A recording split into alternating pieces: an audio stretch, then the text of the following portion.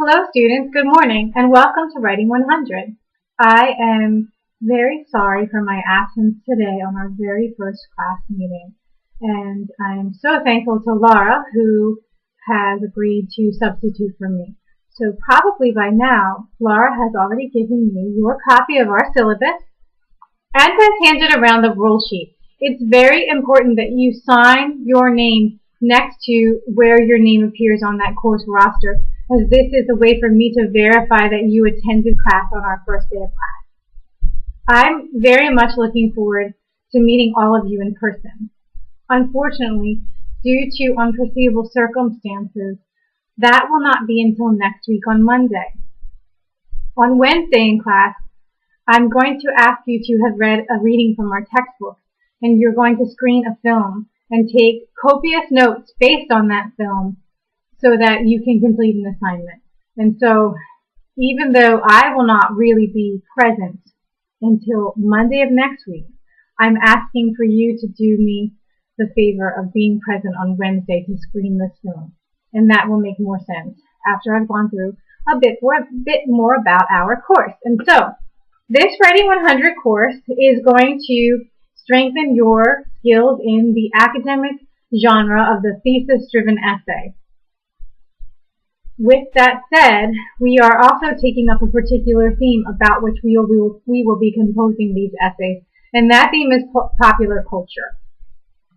The textbook I've chosen for us teaches you an analytic mode called semiotic approach, called semiotics, and so this is a way, even though that sounds maybe a little fancy or frightening, to read the signs that are around us in everyday life, and in particular for this course in popular culture, to see if we can make meaning out of the relationship between various signs that we see emerging in our world.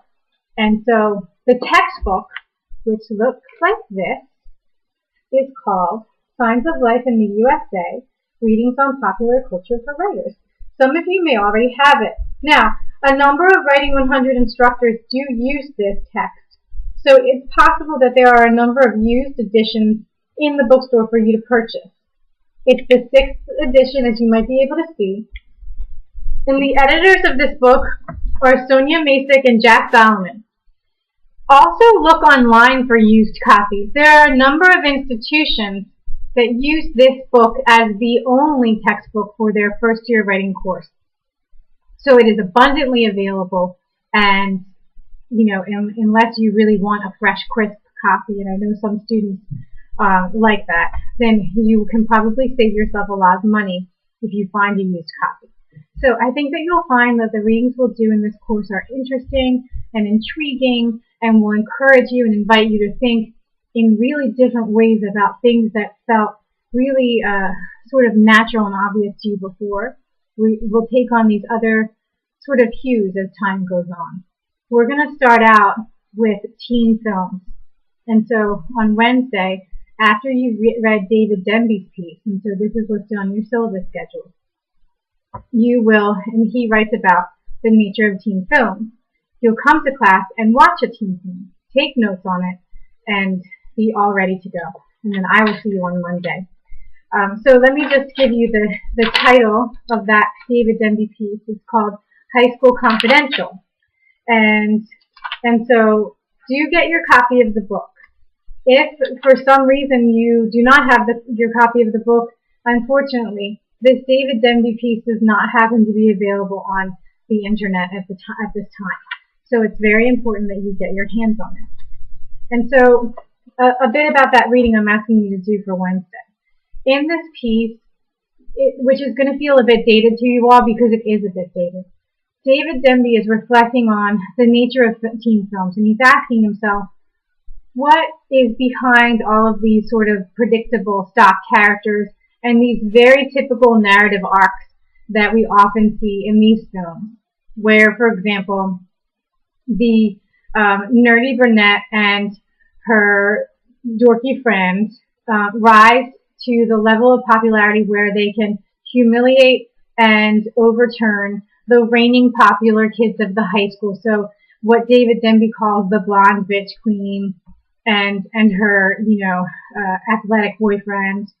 He says to himself, what is at the heart of these accounts? And the answer that he will supply by the end of his essay is that really when we screen a teen film, what we're seeing is the symbolic recasting of the remembered hurts of the filmmaker who was probably a nerd in high school. Now, that is a paring down of the Denby article, but it gives you a little hint about what it's about. I'm hoping that some of the films he mentions, which probably came out when you all were quite young, have reached a cult status enough that you might have seen them. But even if you've not seen them, and I haven't seen every single one, I think it's useful to take the framework of the ideas he's going to present to you in that article and apply them to the film that you screen during Wednesday's class, so that we have a really great place to start when I see you all on Monday's class.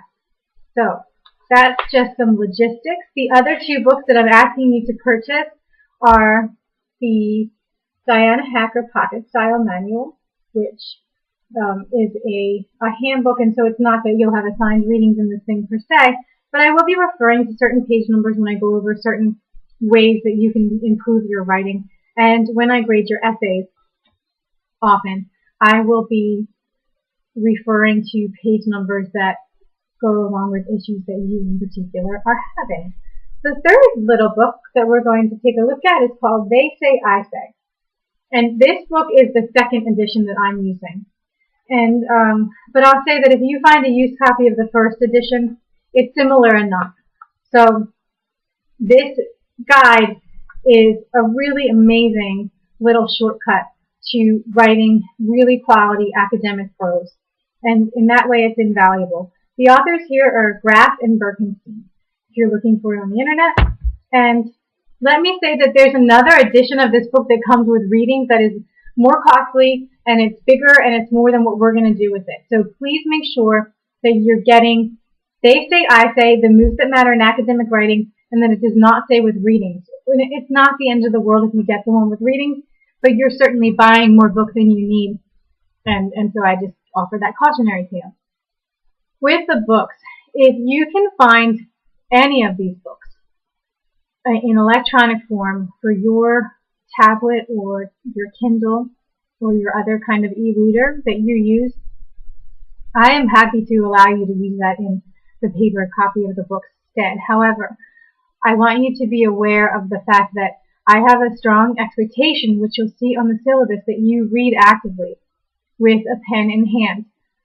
So you want to make sure that you know how to use the function on your e-reader to take marginal notes and to highlight and underline things that are important, because these will be so essential to your success in the course. For each class period, as you'll see, you will have read one or two essays from our textbook. And what we'll do in class then is we'll have a very full discussion of these. Each class period, a different student, so one of you will be charged with the task of serving as our lead discussant, our expert reader. And what that's going to mean is that on that day, so let's say that you were assigned it for Wednesday, which no one will be because I will not even be there, right? And you'll be screening the film for the entire hour and 50 minutes. But let's say, for example, someone were assigned to the David Denby reading that you will do.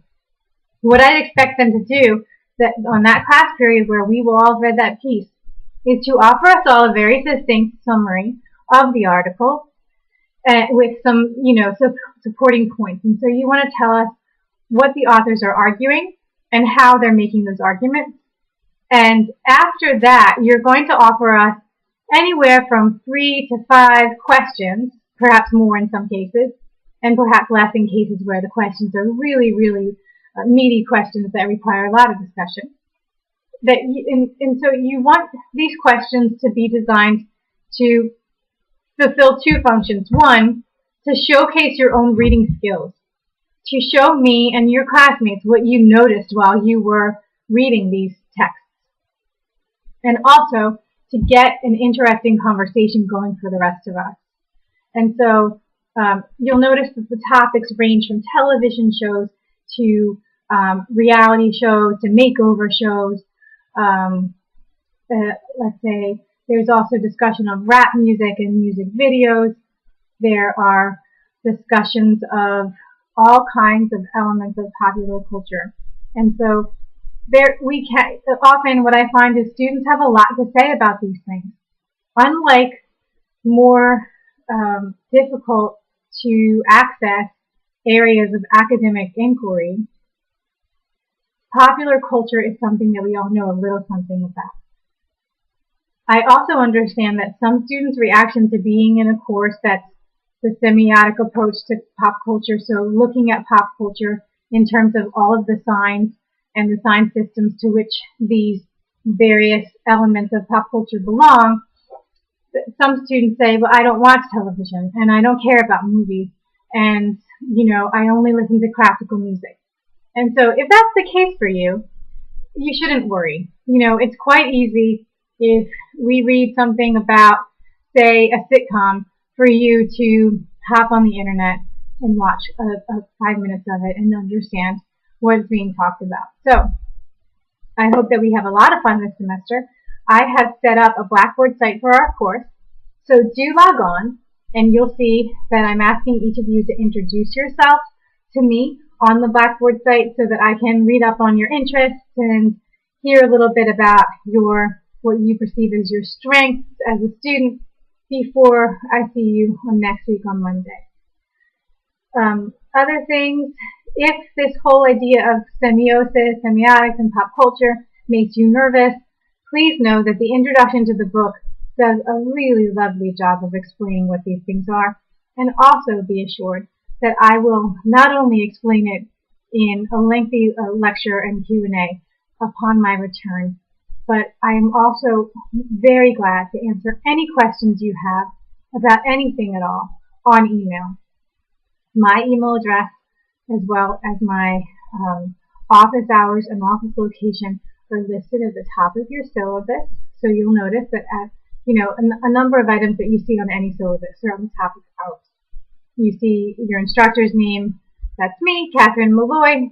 You'll notice that on some places around Rick, I have a hyphenated last name, so Catherine Malloy Braish. Know that it's the same person. Ordinarily, I simply go by Malloy. We meet Mondays and Wednesdays at 8 a.m. right here in Craig Lee, room 201, which is quite nice because we are right down the hall from the Writing Center, where you can visit with tutors at any stage in your writing process to get feedback and assistance. My office hours this semester are going to be 4 p.m. to 6 p.m. every Wednesday. I can be available in both electronic form for messaging during those hours and in person if you want to drop by and see me. I also live incredibly close to Rhode Island College. I live about 5 minutes from here on the west side of Providence. So I encourage you to talk with me if the hours between 4 and 6 on Wednesdays are not a good fit for you, but you anticipate really wanting to take me up on the opportunity to talk one-on-one about your writing or about the readings or anything that you need assistance with. So please let me know if those hours do not work for you. If you log on to Blackboard using it's going to be, if you haven't been on Blackboard before, it's the same login you use to get into your email account and your Rick Connect account. Once you're in, you're going to see our course title, so click on it, and then there'll be a welcome message and some instructions. Blackboard can be a little tricky to figure out at first, but like any other software, the more that you sort of just play around with it, the better you will get, and the more facility you'll have with its various applications. So look around. And I also have here on the syllabus the list of the textbooks with the correct editions, the introduction to the course, my expectation in terms of your writing, and it says you're going to write substantial essays, which you will, and what I want you to do in terms of reading. It's so important in all your courses, really, but particularly in any English or writing courses that you do the reading, because so much of the intellectual energy of the group has to do with individual members' contributions to discussions in class, and the only way that you can really do a good job of discussing these readings is if you read them. The nice thing about a text like Solomon Masick and Solomon is that none of the readings are arduously lengthy. They're doable, right? So, what I find useful is, using page flags with the author's last names so that I can get to them quickly and just bang out the reading and be done. Underline things that are interesting, write down questions or comments I have in the margin. That way, when I get to class, I can open up to the reading, and after let's say the discussion is going on, perhaps the speaker, the lead discussant, will bring up an issue about which I've already commented in the margin of my notebook. Up my hand goes, easy class participation, right? Perhaps after the discussion is over and after I'm finished sort of filling in the blanks of, interpreting that essay, you might also want to throw in something else you were thinking. I find that students have the ability to point out fascinating connections between the readings we do and other elements of pop culture, the readings we do and other readings that we had done previously in the term, readings they're doing or expertise they're developing in other areas across the curriculum. And so don't be shy about offering these. The more that you put into the course, the more that you will get out of it. It sounds like a very silly cliche, but it happens to be very, very true. The more people in the room put more into the course, the better course we're all going to have, because there's going to be an exciting energy happening, and there's going to be a lot of really good conversations unfolding. And so I'm really excited to be working with all of you. Our first project is going to be a summary piece, and so that project, you'll notice, is already up on the Blackboard site, so you can take a look at it and see what's expected of you. All of your project assignments will be delivered to you on the Blackboard site. In fact, under ordinary circumstances, I would not even give you a paper syllabus, and so I do my best to maintain a paper-free course. This is obviously better for the environment, but it's also better for the English department because it does not deplete the budget in terms of paper and ink. As you can imagine, being college students yourself, paper and ink can get very expensive for you too. And so, that said, your rough drafts are submitted electronically, and your final drafts are also submitted electronically. You will give your peers electronic feedback on their drafts, and I will give you copious feedback on your project electronically through the Blackboard site. So, warm welcome to all of you. Please read through the rest of the policy.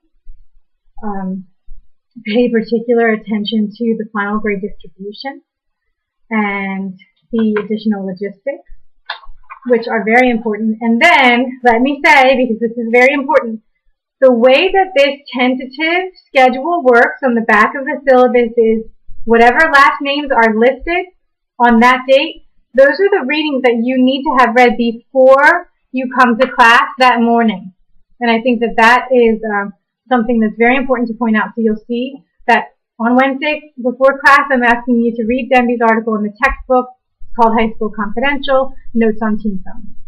Then when you come to class on Wednesday, there will be another substitute, and that person will screen the film American High School, and you will take your notes on that. When we come back together as a group and you meet me in real time, and I meet all of you for the first time, then I'm going to deliver a lecture about using your book and the semiotics in pop culture. But I'm asking you to please read Gladwell and Norton in the book before class.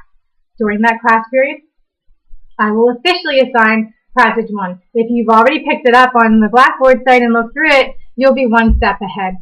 So, have a great day. Best of luck with all your other courses on their first class meetings, and do write to me at any point with whatever questions you have. I get my Rick email right on my cell phone, and I write back really quickly unless there is something really dire going on. So, looking forward to meeting you, and I will end here and say please complete the in-class writing assignment that Laura is going to hand out to you, and I will see you on Monday. Take care.